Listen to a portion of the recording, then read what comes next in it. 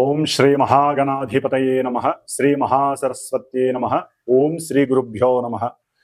ఓం గురు బ్రహ్మ గురుర్విష్ణు గురుర్దేవో మహేశ్వరః. గురు సాక్షాత్ పరబ్రహ్మ తస్మై శ్రీ గురవే నమః. శ్రీ గురుస్వరూపిణ్యై శ్రీ మహాకాళీ మహాలక్ష్మి మహాసరస్వతీ స్వరూపిణి దుర్గాంబికాయే నమో నమః. ఓం హయగ్రీవాయ నమః. ఓం శ్రీ మేధాదక్షిణామూర్తయే నమః. శ్రీ గురు దత్తాత్రేయాయ నమః. గురవే సర్వలోకానాం భిషజే భవరోగిణాం నిధయే సర్వవిద్యానాం శ్రీ దక్షిణామూర్తయే నమో నమః. శ్రీ దక్షిణామూర్తి వారికి అట్లాగే గురు సమానులైనటువంటి పీఠాధిపతులకి అందరికీ కూడా పాదాభివందనం చేస్తూ పాదాలకి నమస్కారం చేస్తూ ఆషాఢమాసంలో వచ్చేటటువంటి ఈ నెల అనగా జూలై 10వ తేదీన గురువారం రోజున గురు పౌర్ణమి, వ్యాస పౌర్ణమి. ఈ రోజున చాలా విశేషమైనటువంటి శుభదినము. ఎందుకంటే అన్నిటికన్నా మానవునికి కావలసింది మేధస్సు, దానితో జ్ఞానము. ఈ జ్ఞానస్వరూపులైనటువంటి ఈ హయగ్రీవ వారు అట్లాగే దక్షిణామూర్తి వారు, దత్తాత్రేయ స్వామి వారు, వీరు మాత్రమే గురువులు, సాక్షాత్తు పరమ గురువులు. కాబట్టి వీరి పరంపరగా తర్వాత మనకున్నటువంటి గురువులు చాలా మంది ఉంటారు. విద్యాపరంగా కావచ్చు, అనుభవపూర్వకంగా కావచ్చు, అది జ్యోతిష్య గురువులు కావచ్చు, విజ్ఞానపరమైనటువంటి సైంటిఫిక్ గురువులు కావచ్చు, లేదా వ్యాపారపరమైనటువంటి గురువులు. మనకి జ్ఞానాన్ని అంటే చదువు రూపకంగా జ్ఞానాన్ని ఇచ్చేటటువంటి ఎటువంటి గురువునైనా సరే చక్కగా ఈ యొక్క గురు పౌర్ణమి రోజున ఆరాధించగలిగితే చాలా విశేషమైనటువంటి పుణ్యము కలుగుతుంది, అఖండమైనటువంటి జ్ఞాన సిద్ధి కలుగుతుందని చెప్పి శాస్త్రవచనం. కాబట్టి అందరూ కూడా ఈ ఆషాఢ మాసంలో వచ్చేటటువంటి జూలై 10వ తేదీన గురు పౌర్ణమి రోజున మీ మనసుకి నచ్చినటువంటి గురువులకి పాదాభివందనం చేసుకొని వారికి కాస్త వస్త్రదానం చేయొచ్చు, లేదా ఫలదానమైనా చేయవచ్చు. అన్నిటికన్నా అందరికీ ముఖ్యము తండ్రి. తండ్రే మొదటి గురువు, పరమ గురువు. కాబట్టి అవకాశం ఉన్నవాళ్ళు, తల్లిదండ్రుల దగ్గరగా ఉన్నటువంటి వారు తండ్రికి పాద నమస్కారం చేసుకుంటే అందరి గురువులు ఆయనతో సమానం అన్నమాట. కాబట్టి జీవపుత్రుడు ఆయనే జీవాన్ని ఇస్తాడు. కాబట్టి స్త్రీలైనా పురుషులైనా సరే తండ్రికి తల్లికి నమస్కారం చేసుకుని ఆ రోజున వారి ఆశీర్వచనం తీసుకున్నట్లే అందరి గురువుల యొక్క ఆశీర్వచనం మీకు లభిస్తాయి. ఆ తర్వాత దేవాలయాలకు వెళ్ళటం, ఆ దేవాలయాల్లో చక్కగా మనకి కావలసినటువంటి ఆ గురు పరంపరలో ఉన్నటువంటి దక్షిణామూర్తి వారి గుడి కానివ్వండి, లేకపోతే దత్తాత్రేయుడి గురువు కానివ్వండి, వీళ్ళకి ఎవరికైనా నమస్కారం చేసుకోండి. వారికి సంబంధించినటువంటి శ్లోకాలు, స్తోత్రాలు ఉంటాయి, మంత్రాలు కాదు. వాటిని చక్కగా ఒక 108 సార్లు కనుక జపం ఆచరించినట్లయితే శుభాన్ని కలుగు చేస్తుంది. ఆ తదుపరి మరి మనము ప్రతి నెల మాసము కూడా అంతరిక్షంలో అన్ని గ్రహాలని, ముఖ్యంగా మన యొక్క భూమిని తన యొక్క ఆకర్షణ శక్తి చేత, బలము చేత తన చుట్టూ పరిభ్రమణం చేయించుకుంటూ ఉన్నటువంటి సూర్య భగవానుడి యొక్క సంక్రమణం యొక్క వేడుక. మరి మనకున్నటువంటి 2 ఆయనాలలో ఉత్తరాయణ పుణ్యకాలంలో 6 నెలలు మన యొక్క జీవితాన్ని గడుపుతూ వచ్చాం. ఇప్పుడు కర్కాటక రాశిలోకి ఈ యొక్క సూర్య భగవానుడు, సూర్యనారాయణ మూర్తి మనకి జూలై 16వ తేదీన మధ్యాహ్నం 3 గంటల ప్రాంతంలో చక్కగా స్వామివారు కర్కాటక రాశిలోకి అడుగు పెడుతున్నారు. మరి ఈ కర్కాటక రాశిలోకి ఈ యొక్క సూర్యుడు సంక్రమించినటువంటి సమయాన్ని మన శాస్త్రరీత్యా కనుక గమనించినట్లయితే దీనిని దక్షిణాయన పుణ్యకాలము అంటారు. అదే మకర రాశిలో కనుక సూర్యుడు ప్రవేశించినట్లయితే అది జనవరి 16, 14 తేదీల్లో వస్తుంది. దాన్ని ఉత్తరాయణ పుణ్యకాలం అంటారు. అది దేవతా కార్యక్రమాలకి, దేవతా ప్రతిష్టలకి, గృహప్రవేశాలకి, వివాహాలకి, ఉపనయనాలకి, ముఖ్యంగా ఉపనయన సంస్కారాలకి చాలా విశేషమైనటువంటి రోజులు ఈ యొక్క ఉత్తరాయణ పుణ్యకాలము. అయితే ఈ దక్షిణాయన పుణ్యకాలంలో అటు విష్ణుమూర్తి, ఇటు పరమశివుడు ఇరువురు కూడా ధ్యాన యోగంలో ఉంటూ ఉంటారు ఒక 4 నెలల కాలము. దాన్నే మనము చాతుర్మాస్య వ్రత దీక్ష అంటారు. అంటే భూలోకంలో కొంతమంది గురువులు, మానవులు కూడా ఆ ప్రశాంతత కోసం, జీవన్ముక్తి కోసమని ఈ చాతుర్మాస్య వ్రత దీక్షను పొంది చక్కగా ఆ యొక్క విష్ణు పరంపర, శివ పరంపర దీక్షలో చక్కగా వారి యొక్క జీవితాన్ని గడుపుతూ ఉంటారు. అది ఎవరి అభిప్రాయం, ఎవరి ఇష్టాన్ని బట్టి వారు చేసుకోవచ్చు. అయితే ఈ యొక్క కర్కాటక రాశిలోకి సూర్యుడు సంక్రమించినటువంటి ఈ సమయము అనగా జూలై 16వ తేదీన మధ్యాహ్నం పూట అయింది కాబట్టి ఎవరైనా సరే మరుసటి రోజైనా సరే శ్రాద్ధ కర్మలు లేకపోతే వారి యొక్క పెద్దవాళ్ళకి, చనిపోయినటువంటి పెద్దవాళ్ళకి ఏదైనా పితృకర్మల పరంగా చేసినటువంటి పిండ ప్రదానాలు ఇలాంటివి చేసుకోవడం వలన వారికి చక్కగా అనంత లోకాలలో విష్ణు సాన్నిధ్యము కలిగే అవకాశము, వైకుంఠ ప్రాప్తి కలిగే అవకాశం ఉంటుంది. అట్లాగే ఈ యొక్క కర్కాటక రాశిలోకి సూర్యుడు ప్రవేశించినటువంటి రోజు నుంచి 6 నెలల కాలము దక్షిణాయన పుణ్యకాలం ఉంటుంది. ఈ దక్షిణాయనంలోనే మనకి చక్కగా మానవుడు మోక్షాన్ని పొందటానికి, జ్ఞానాన్ని ఆర్జించటానికి కావలసినటువంటి అమితమైనటువంటి జ్ఞాన సంపద పూజల ద్వారా, వ్రతాల ద్వారా, హోమాల ద్వారా, ఎన్నో రకాలైనటువంటి దైవ పూజల ద్వారా చేసుకునే అదృష్టము కలిగే అవకాశం ఉంటుంది. కాబట్టి ఈ యొక్క ఈ యొక్క కర్కాటక రాశిలో ఉన్నటువంటి సూర్యుడు ప్రవేశించిన తర్వాత 6 నెలల కాలము కూడా చక్కగా మానవులందరూ కూడా మనకు వచ్చేటటువంటి గణపతి నవరాత్రుల దగ్గర నుంచి అన్నీ కూడా దైవానికి సంబంధించినటువంటి కార్యక్రమాలు. ఎందుకంటే ఇక్కడ వర్షాకాలము, శీతాకాలం అనేది మానవుని యొక్క ఆరోగ్యం పైన ప్రభావం చూపిస్తుంది కాబట్టి దైవానికి సంబంధించినటువంటి ఆరాధనలు, స్తోత్ర పారాయణలు, అర్చనలు చేయటం ద్వారా చక్కటి ఆరోగ్యము, మనఃప్రశాంతత, కార్యసిద్ధి కలిగి జ్ఞానానికి, మోక్షానికి కూడా కలగడానికి అవకాశం ఉంటుంది. కాబట్టి మనకి ఈ యొక్క జూలై 16వ తేదీ నుండి ఆగస్టు 17వ తేదీ వరకు కూడా సూర్యుడు కర్కాటక రాశిలోకి ప్రవేశించే సమయంలో, ప్రవేశించిన రోజు నుంచి ఈ నెల కాలము కూడా మేషాది మీనరాశి పర్యంతం ఉన్నటువంటి 12 రాశుల వారికి, అట్లాగే ఆ రాశుల్లో ఉన్నటువంటి నక్షత్రాలు 27 నక్షత్రాల వారికి, అవి ఈ రెండు తెలియనటువంటి నామ నక్షత్ర జాతకులకి ఏ విధంగా ఉంటుందో తెలుసుకునే ప్రయత్నంలో ముఖ్యంగా వినేటటువంటి శ్రోతలు ఒకటి గుర్తుంచుకోవాలి.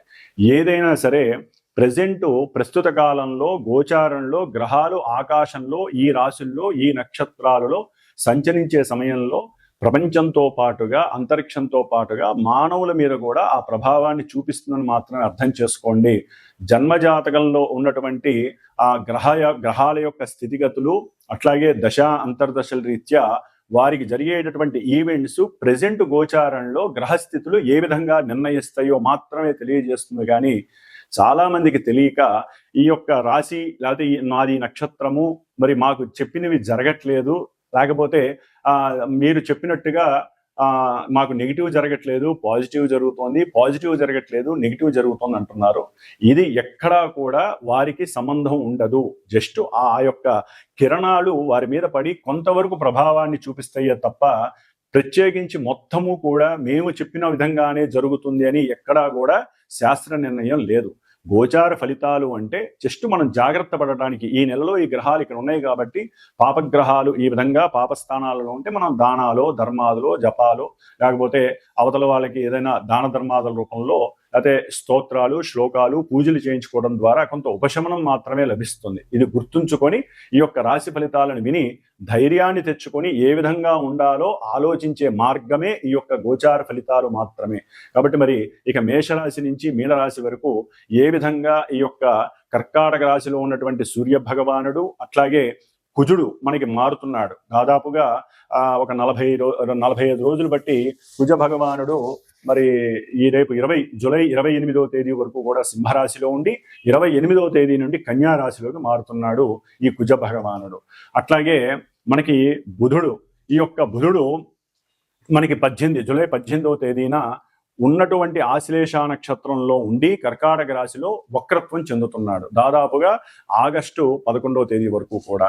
కాబట్టి ఆయన ఇచ్చే ఫలితాల్లో కొంత తారతమ్యం కలిగే అవకాశం ఉంటుంది. అట్లాగే ముఖ్యంగా మనకి ఉన్నటువంటి మాస ఫలితాల్లో శుక్రుడు కూడా, ఈ శుక్రుడు చక్కగా ప్రస్తుతానికి తన యొక్క స్వక్షేత్రమైనటువంటి వృషభ రాశిలో ఉంటూ ఎంతో ఆనందాన్ని పంచుతున్నాడు. ఈ నెల అంటే జూలై 26వ తేదీ నుండి ఆగస్టు 21వ తేదీ వరకు కూడా మిత్రక్షేత్రమైనటువంటి మిథున రాశిలోకి మారతాడు. కాబట్టి ఈ యొక్క 17వ తేదీ ఆగస్టు వరకు కూడా కొన్ని గ్రహాల యొక్క మార్పుల వలన కూడా ఎన్నో రకాలైనటువంటి సంస్కారాలు జరిగే అవకాశం ఉంటుంది. అవన్నీ కూడా చక్కగా తెలుసుకొని జాగ్రత్తలు వహించుదాం అని చెప్పే ఆలోచనతో మరి ఇప్పుడు మన యొక్క ద్వాదశ రాశుల యొక్క ఫలితాలని ప్రారంభం చేద్దాం. కుంభరాశి వారికి ఈ నెల అనగా జూలై 16వ తేదీ నుండి ఆగస్టు 17వ తేదీ వరకు కూడా చాలా అద్భుతమైనటువంటి అవకాశాలు కనిపిస్తున్నాయి గ్రహస్థితిలో. కుంభరాశి వారికి 6వ స్థానంలో సూర్యుడు ప్రవేశించటం ఉద్యోగ విషయంలో చక్కగా ఆకస్మికంగా అనుకూలమైనటువంటి పరిస్థితులు కనిపిస్తున్నాయి. కుంభరాశి వారికి మంచి ఉద్యోగ అభివృద్ధి, సౌఖ్యకరమైనటువంటి ఉద్యోగ లాభం, అట్లాగే సంతానపరమైనటువంటి సౌఖ్యము కూడా లభిస్తోంది. అంటే ఈ యొక్క కుంభరాశి వారికి సంతానం ఉంటే సంతానానికి సంబంధించినటువంటి ఉద్యోగ పరిపక్వత కూడా లభిస్తోంది. ఆకస్మికంగా జరుగుతాయి ఇవన్నీ కూడా.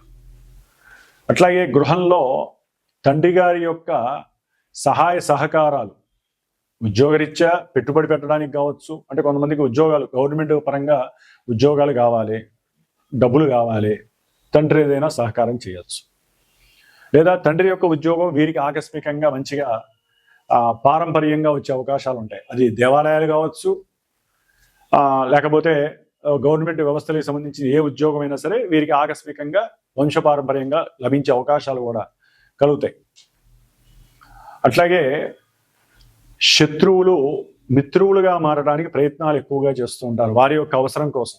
అది వ్యాపారపరంగా కావచ్చు, ముఖ్యంగా బంధువుల్లో మిత్రాదుల్లో ఆగంతక శత్రువులు కూడా బయటకు వస్తారు. ఇప్పుడు వీరితో కలిస్తే కానీ పనులు కావు కొంతమంది కుంభరాశి వారితో కలిస్తే. కాబట్టి కుంభరాశి వారికి ఒక రకంగా శత్రువులు కూడా మిత్రులు అవుతారు. ఏదైనా వీరు గనక అంతకుముందు ఏదైనా వ్యవస్థల్లో ధనాన్ని పెట్టుంటే కనుక పెట్టుబడిగా దానికి సంబంధించినటువంటి రుణాలు కూడా తీరిపోతాయి, రుణ నివృత్తి కూడా జరుగుతుంది. అట్లాగే అనారోగ్యాల నుంచి బయటపడతారు వీళ్ళు. చాలా వరకు అనారోగ్య బాధా నివృత్తి కూడా జరుగుతుంది. కాబట్టి ఏదేమైనప్పటికీ కలహాలు నశిస్తాయి, బంధుమిత్ర వైషమ్యాదులు తొలగిపోతాయి.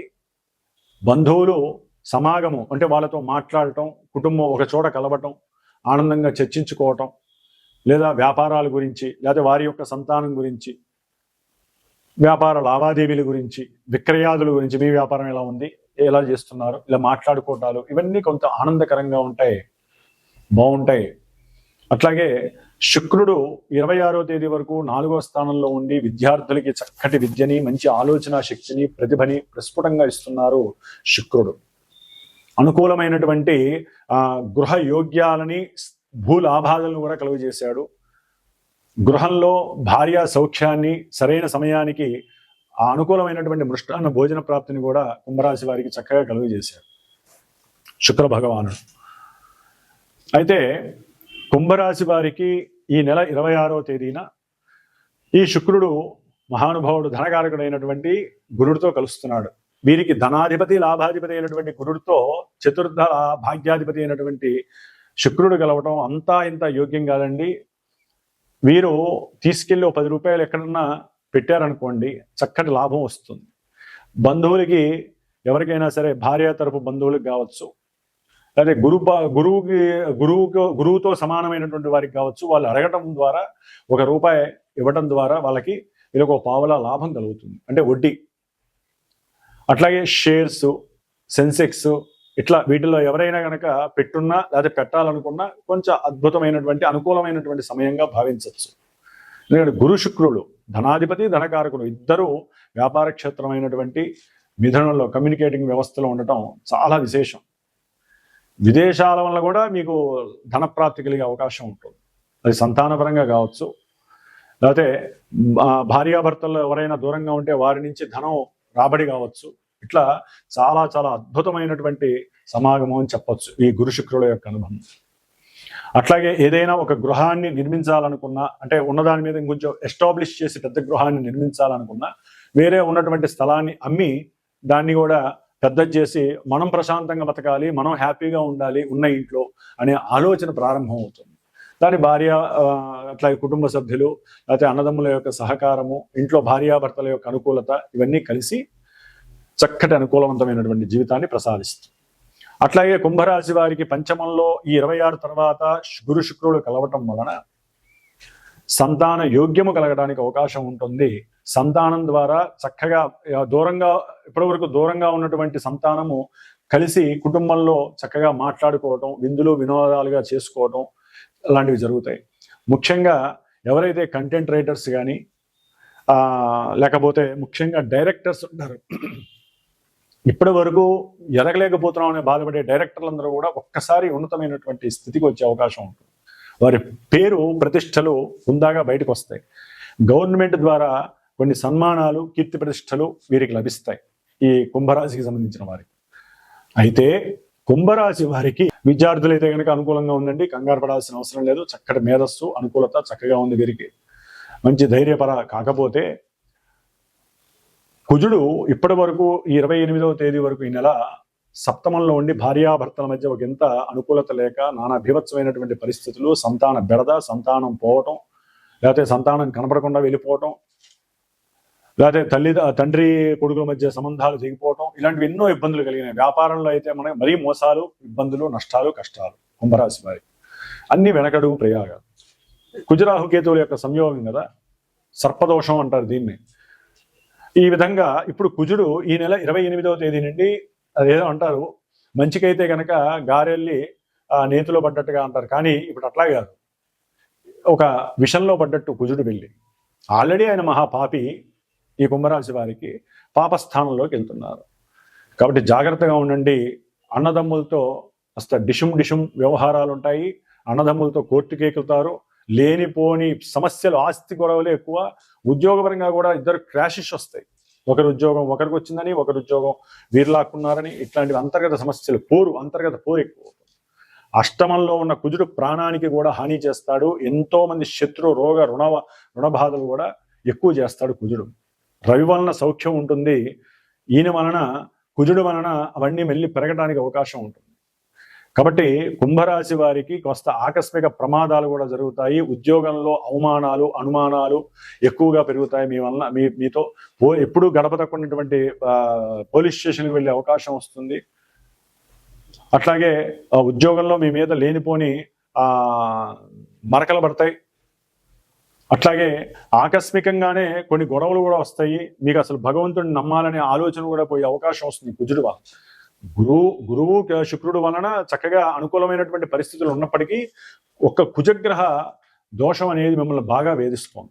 కాబట్టి కుజరాహు కేతువుల యొక్క దోషం మీ జాతకానికి, అట్లాగే శని కూడా 2లో ఉండి వక్రించి ఇప్పుడు జన్మ కుంభలగ్నాన్ని ఎక్కువగా ఆయన భావాలను ఇస్తూ ఉంటాడు. కాబట్టి కుజ, శని, రాహు కేతువులకి జపదాన హోమాదులు చేయించండి, లేదా హనుమంతుడి హోమం చేయించండి. మీ ఇంట్లో లేకపోతే హనుమంతుడి యొక్క చాలీసాని ఒక 14 సార్లు 108 సార్లు మీరన్నా చదవండి, ఎవరి చేతన్నా చదివించి తీర్థం తీసుకోండి. మన్యసూక్త జపాన్ని ఆచరింపజేసి ఒక 140 సార్లు ఆచరింపజేసి తర్వాత హోమం చేయించండి. మన్యసూక్త హోమం అంటే హనుమంతుడిది సాక్షాత్. చాలా చాలా నరఘోషలు, దృష్టి దోషాలు పోతాయి, సర్పదోషాలు పోతాయి. అట్లాగే ఆల్రెడీ నేను అంతకుముందు చెప్పున్నాను, ఈ నెల 20వ తేదీన నా యొక్క శ్రీమాత జ్యోతిషాలయ పీఠంలో ఈ సర్పసూక్త జపము, కుజరాహు కేతువుల జపము, శని జపము అన్నీ జరిగినాయి. 20వ తేదీన హైదరాబాద్లో మరి ఈ సుబ్రహ్మణ్య పాశుపత హోమము, నవగ్రహ హోమము ఇలాంటివన్నీ కూడా జరుగుతున్నాయి. కాబట్టి ఎవరికైనా ఇబ్బంది అనుకుంటే మటుకు, ఎందుకంటే కుజుడు కూడా వస్తున్నాడు కాబట్టి ఇది ముందుగా మనం కళ్ళెం వేయడానికి ఉంటుంది, ప్రమాదాల నుంచి, శత్రు రోగ రుణబాధల నుంచి. కాబట్టి అవకాశం ఉన్నవాళ్ళు ఫోన్ చేయొచ్చు, తప్పులేదు. కాబట్టి ఈ విధంగా సుబ్రహ్మణ్యేశ్వర స్వామి అనుగ్రహం పూర్తిగా మీరు పొందాలి. మంజు సూక్తం అంటే ఇటు హనుమంతుడికి వస్తుంది, అటు సుబ్రహ్మణ్యేశ్వర స్వామికి వస్తుంది. కాబట్టి 140 సార్లు చేయించండి. తర్వాత హోమం చేయించుకోండి. మృత్యుంజయ జపాన్ని ఆచరిస్తూ ఉండండి. శివుడికి అభిషేకాలు చేస్తూనే ఉండండి. లేకపోతే వ్యాపార క్రయ విక్రయాలలో మోసాలు జరిగే అవకాశం ఉంటుంది. కుజుడు మహా ఇబ్బందికరమైనటువంటి దోషప్రదుడిగా చెప్పబడుతోంది. మాట్లాడే ప్రతి మాటలో కూడా ఏదో ఒక అంతర్గతంగా అవతల వ్యక్తులు మిమ్మల్ని గ్యాదర్ చేస్తూ ఉంటారు. కాబట్టి జాగ్రత్తగా ఉండండి కుంభరాశి వారు. అన్నదమ్ములతో, అక్క చెల్లెలతో జాగ్రత్తగా నడవడిక చేసుకోండి, వాళ్ళతో పోట్లాడక దిక్కండి. వ్యాపారంలో కూడా క్రయ విక్రయాదుల్లో గమనించండి, కానీ గొడవలకు దిక్కండి. ఎందుకంటే మనకి దోషం ఈ విధంగా ఉంది అనుకున్నప్పుడు దాన్ని మనం ఈ విధంగా మార్చుకోవాలి తప్ప గొడవలు అవుతున్నాయి కాబట్టి అయితే అయినాయి మాత్రం అనుకోకండి. అవ్వకుండా ఈ కుంభరాశి వాళ్ళు జాగ్రత్త పడాలి. కాబట్టి ఈ విధంగా కుజ శని రాహు కేతువుల యొక్క దోష పరిహారార్థమై ముఖ్యంగా హనుమంతుణ్ణి సుబ్రహ్మణ్యేశ్వరుణ్ణి ఆరాధించండి. మృత్యుంజయ జపాన్ని, మృత్యుంజయ పాశుపతం ఇవన్నీ ఒకటండి. ఒకసారి ఇవన్నీ చేయించి హోమంలో మంజుసూక్త హోమము, సర్పసూక్త హోమము, అట్లాగే మృత్యుంజయ హోమము అన్నీ వస్తాయి గణపతి హోమంతో సహా. కాబట్టి ఆ విధంగా ప్లాన్ చేసుకోవడం ద్వారా ఈ 45 రోజులు మీకు కలిగేటటువంటి ఎన్నో గండాల నుంచి కాపాడుకోవడానికి అవకాశం ఉంటుంది. ఓం గం గణపతయే నమః. ఓం సాం శరవణ భవాయ నమః. పూర్వము ఒక 30 డేస్ ముందు మనం చెప్పుకున్నటువంటి కొన్ని రాసులు వారు అనగా మేషము, అట్లాగే వృషభము, కర్కాటకము, సింహము, కన్య, వృశ్చికము, మకరము, కుంభము ఈ రాసుల వారు, అట్లాగే కుజ మహర్దశ, కేతు రాహు అంతర్దశలు మహర్దశలు జరుగుతున్నవాడు, కుజ నక్షత్రాలైనటువంటి మృగశిర, అట్లాగే మృగశిర, చిత్త, ధనిష్ట నక్షత్ర జాతకులు, ఆరుద్ర, స్వాతి, శతభిష రాహుగ్రహ నక్షత్ర జాతకులు, అశ్విని, మఖ, మూల కేతు నక్షత్ర జాతకులు వీరందరికీ కూడా కుజ రాహు కేతువుల యొక్క సంయోగము సమ్మేళనం వలన కాలసర్ప యోగ దోషాలు, కుజదోషాలు, ఎన్నో వివాహ ఆటంకాలు, గర్భ విచ్ఛిన్న దోషాలు, రాహుకేతువుల యొక్క సర్పగ్రహ బాధలు తొలగిపోవటానికి మరి హైదరాబాద్లో శ్రీమాత జ్యోతిషాలయ పీఠంలో నా చేత ఆల్రెడీ జరుగుతున్నాయి. ఈ గ్రహాలకి జపములు, సర్ప సూక్త జపము, అట్లాగే స్వామివారు సుబ్రహ్మణ్య క్షేత్ర దర్శనాలు కూడా అయిపోయినాయి. 6 క్షేత్ర దర్శనాలు. ఇప్పుడు ఈ నెల జూలై 20వ తేదీన కృత్తికా నక్షత్రము ఆదివారం రోజున హైదరాబాద్లో చివరగా శాంత్యర్థమై సుబ్రహ్మణ్య పాశుపత హోమం జరుగుతోంది. దీంట్లోనే గణపతి, లక్ష్మీ గణపతి, నవగ్రహ నక్షత్ర సహితముగా సర్పసూక్త, మంజసూక్త సహితంగా సుబ్రహ్మణ్య పాశుపత హోమం జరుగుతోంది. కాబట్టి ఎవరైనా ఈ ఇబ్బందులు ఎవరైతే పడుతున్నారో వారు నాకు గనక ఫోన్ చేసి సంప్రదించినట్లయితే హోమానికి చాలా తక్కువ స్వల్ప దక్షిణతో ఆ యొక్క సుబ్రహ్మణ్య అనుగ్రహాన్ని పొందే అవకాశము స్వీకరిస్తారని ఈ యొక్క మెసేజ్ చేయటం జరుగుతోంది. ఓం శరవణ భవాయ నమః.